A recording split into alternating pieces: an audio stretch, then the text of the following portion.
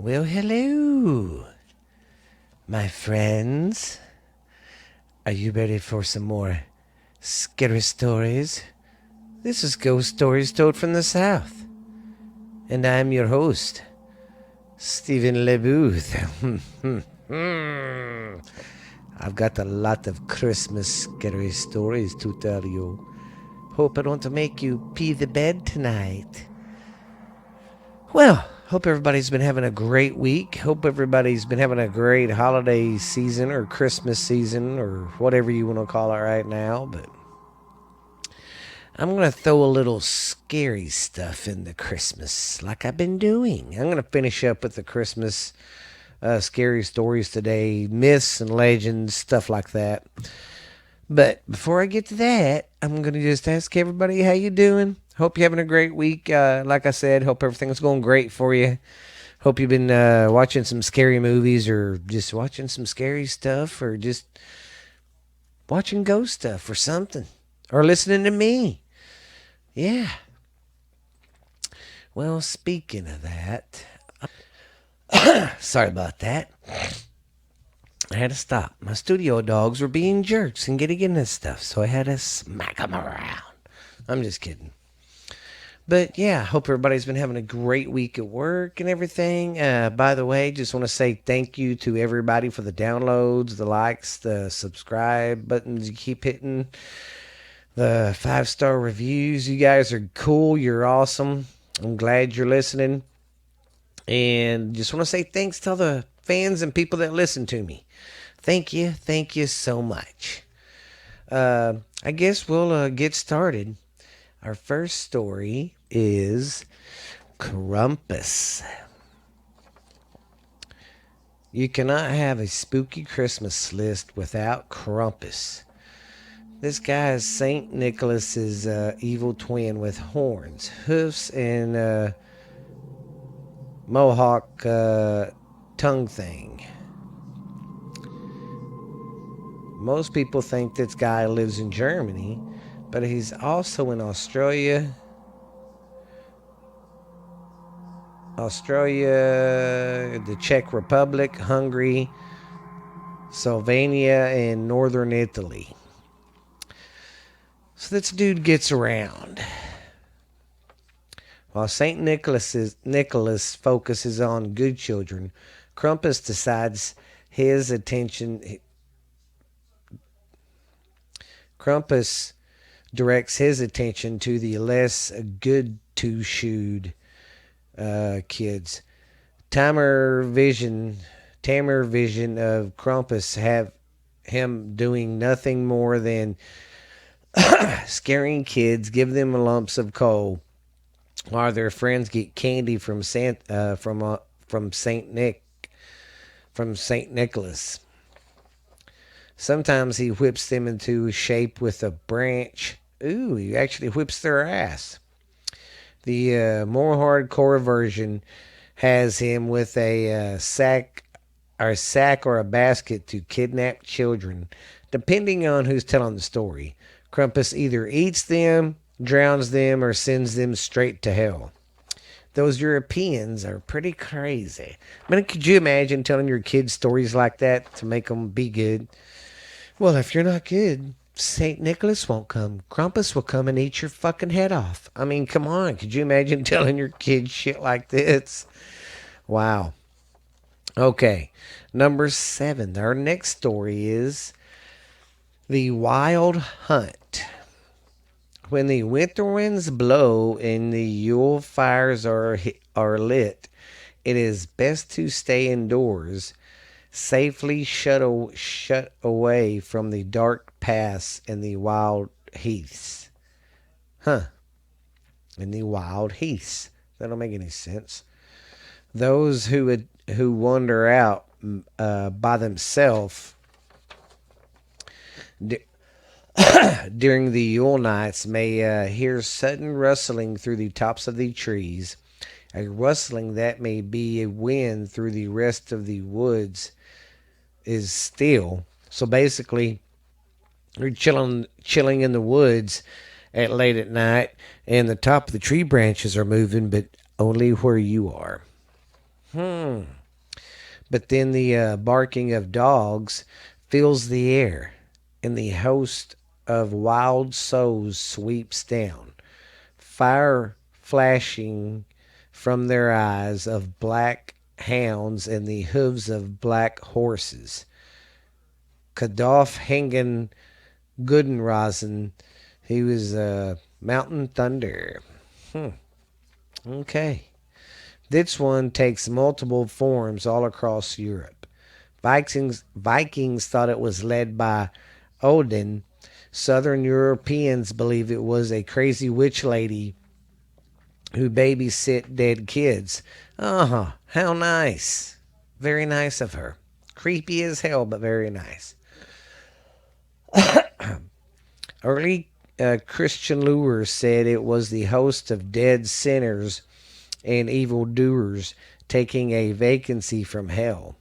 But everyone agreed the wild hunt was not for mortals.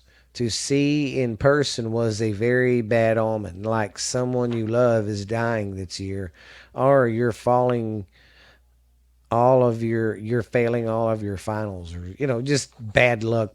You know, something bad's gonna happen if you see the wild hunt, the wind coming, baby. So if you're in the woods and you see that, then you're fucked. Would y'all stop? Sorry if my dogs are making noise. Okay, I guess we will go on to our next story. Our next story is Fragati. Oh, sorry. I almost read the same thing again. Okay, anyways, Fragati. Some believe that the Fragati was one of the leaders of the wild hunt. She was only ever seen during the 12 days of Christmas. Others pegged her as a walking public service announcement. After all, you shouldn't leave the front door open. Not only is it a security risk, but it's really bad for the energy bill. Pretty funny. If what if while she wandered the streets of German speaking Europe, Fragati found a house with the door open. Found a fucking horse with the door open. What the hell? Anyways, he found a house with the door open. She would send a dog. She was the dog's vision of the crazy lady. So basically, this dog could see for the crazy lady. She would send the dogs in to see, what was that? She had a whole pack of them, all of them undead. The dogs would be impossible to send away as it whined and begged for food.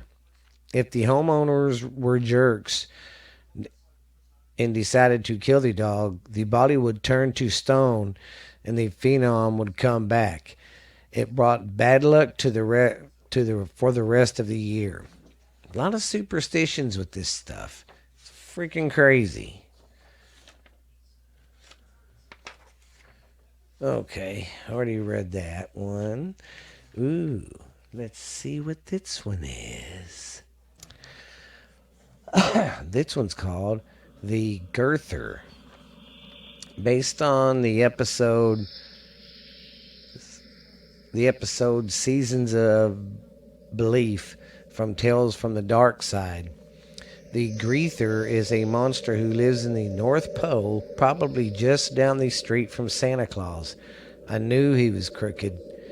He's known for his basketball-sized hands and arms as big as boa constrictors. But instead of using them to enter weightlifting contest, okay, that was kind of dumb. He uses them to reach into people's houses and squeeze their heads until they pop. Ooh, what an asshole. So he just reaches inside while your window's open and... Okay. Prince O'Brien's from Game of Thrones. He was created by the fear, grief, and anger of the crew of the ship that got lost in the Arctic. Before they all died, oh, and I hope you're not reading this aloud. The girther hates his sound of his own name. Stop! Sorry about that. His victims are the ones who say it out loud. So, don't say the gatherer. The gatherer. I hope nothing bad happens to me.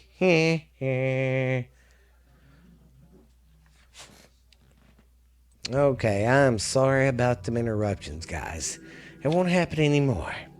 Okay, my next story is The Christmas Tree and the Wedding by Fonder Dost Div Do Dostoevsky.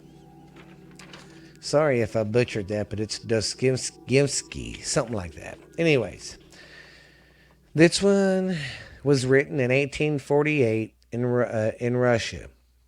It's not so much scary, it is creepy and it's slimy because while it's fiction, you could bet something like this could happen thousands of times throughout history.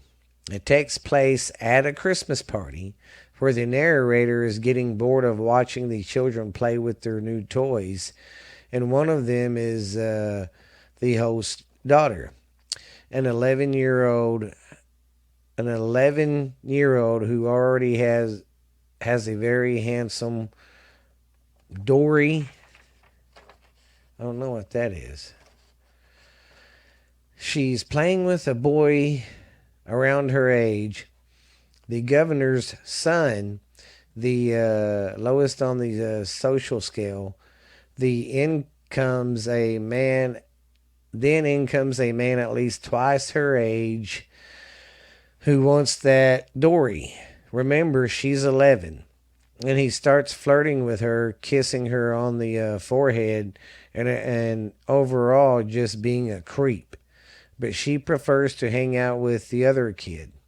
The man chases the kid out of the room before convincing the girl's parents to invite him over again. Fast forward 5 years, guess who's getting married? Ah, gross. That's fucking nasty. So he waited 5 years for that ain't scary. Why would you even put that in a scary story? That's gross. Why?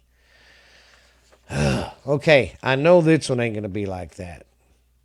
This one even sounds good.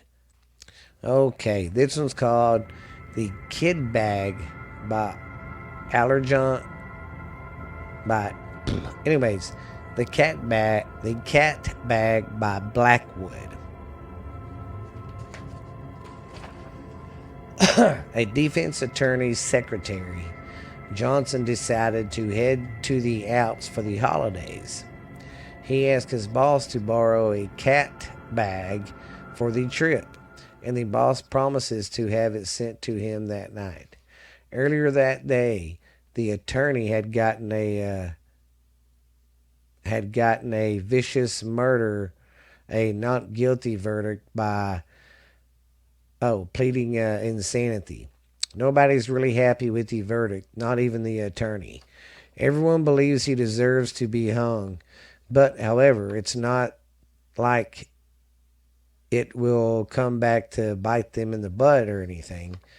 When Johnson gets home that night, the cat bag is waiting for him, and he starts packing up, but soon he starts hearing footsteps in the hall. The cat bag starts moving around when he leaves the room, and then of course Johnson sees the murderer and passes out. When he wakes up early the next morning, someone from his boss's office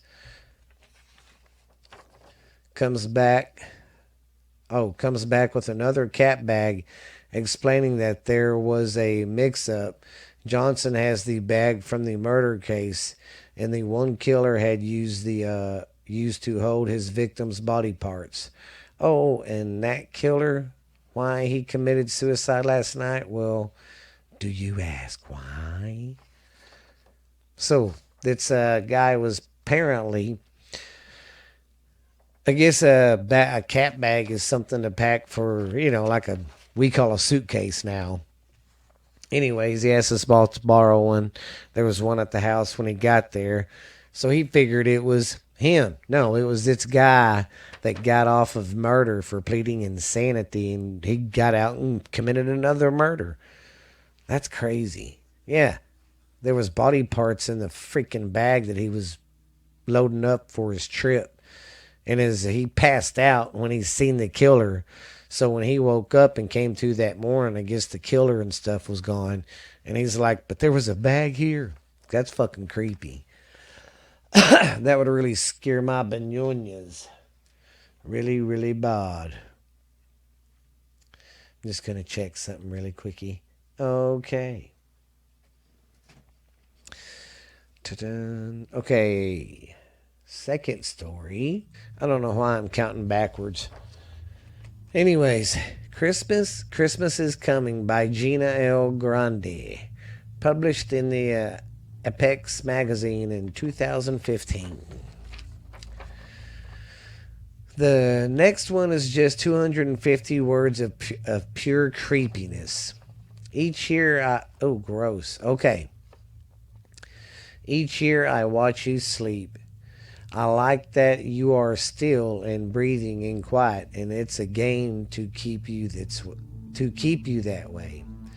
Sometimes I'll move closer, carefully, running a finger across your sleeve, touching my tongue to your hair,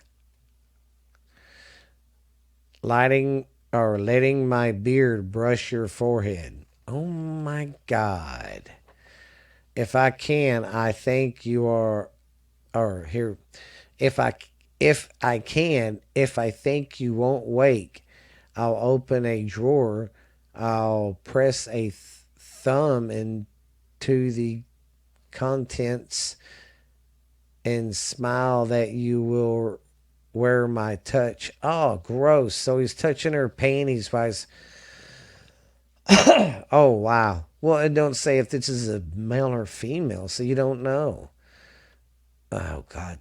My touching, unknowing your bare skin. Maybe I'll open a closet. Maybe I'll move something on your dresser just a little. Maybe you'll notice. I like that. You might not. Wow.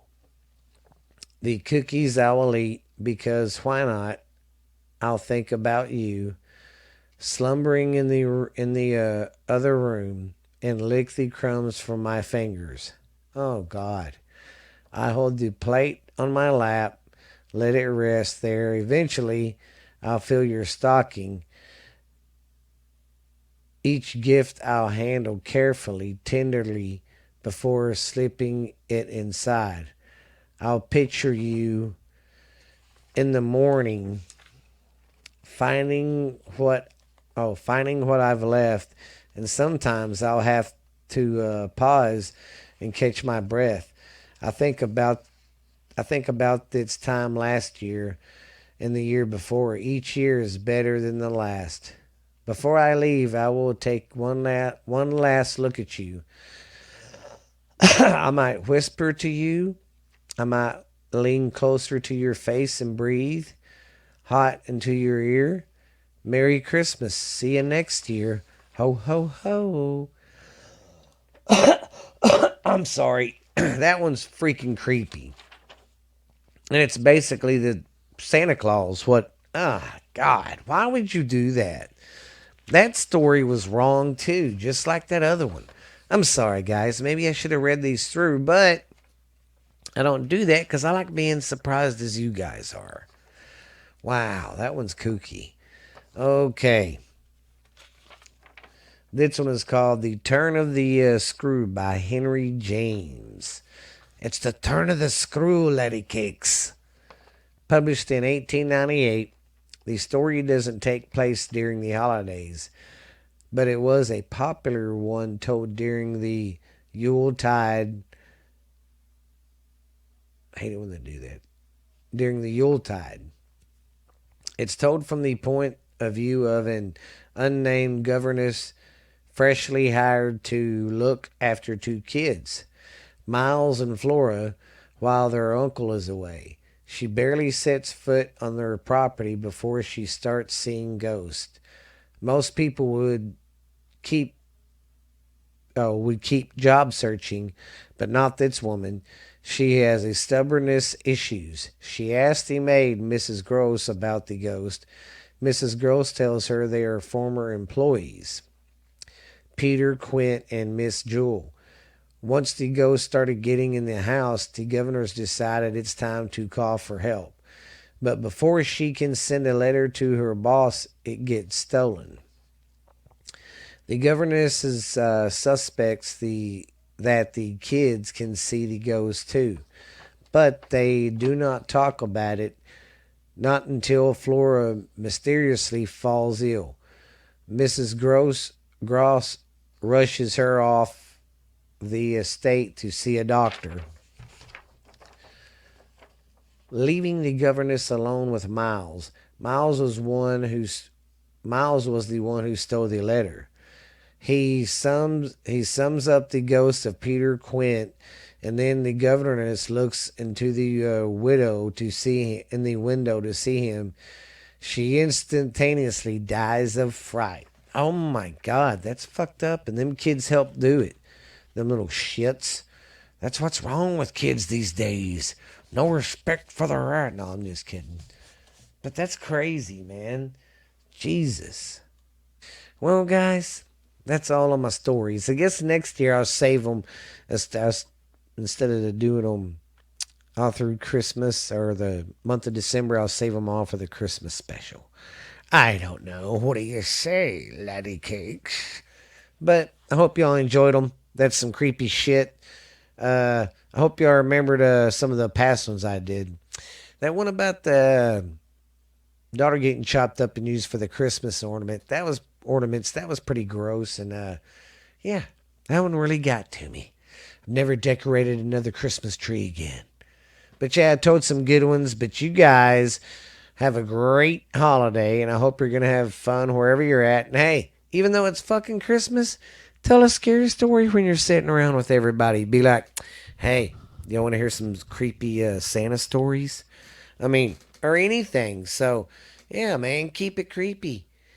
Tell some scary stories. Just because it's Christmas don't mean we can't be spooky. So, but yeah, I'm looking forward to the new year. I'll look at. I'm trying to look up some stuff for the new year, like legends or urban legends or stuff not to do at midnight. I don't know, or New Year's. I don't know, hauntings or something. I don't know. I'll find something though for the New Year's episode. Just think, guys, we got another week left after Christmas, and that's the new year. So I hope everybody's been good and gets what they want from the old fat man. Oh, sorry about that. And I want to say thank you again for listening. It means so much to me, guys, that y'all are listening and my fans are devoted.